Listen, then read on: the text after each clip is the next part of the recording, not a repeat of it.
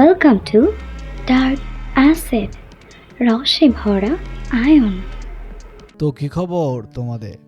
24 ঘন্টা পর মোল্ড থেকে সাবান বের করে কাটিং, তারপর রুম টেম্পারেচারে বাতাস প্রবাহ থাকে এমন জায়গায় 30 দিন রাখার পর। আগের ভিডিওতে আমি বানাইলাম হোমমেড সাবান। এখন প্রশ্ন, এই সাবান আসলে কি কাজের নাকি শুধু শোপিস?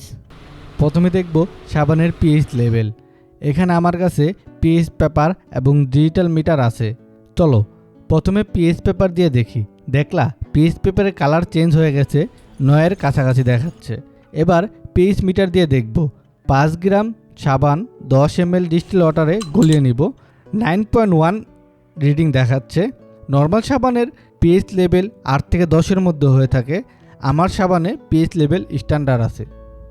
এবার আসল পরীক্ষা, ক্লিনজিং অ্যাবিলিটি। আহা, একদম দুষ্ট হাত। এখন এই সাবান দিয়ে ধুই। ফেনা পারফেক্ট, বেশিও না কমও না। সাবান ব্যবহারের পর খুব নরম লাগছে।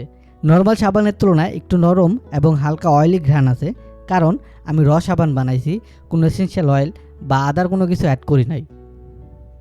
সুতরাং আমার সাবান রেসিপি স্কিল অনুযায়ী স্ট্যান্ডার্ড ফরম্যাটে পাস। যা চাইছিলাম তাই পেয়েছি। কিছু এডিশন এবং চেঞ্জ করলে বাজারের থেকে ভালো মানের সাবান বানানো সম্ভব।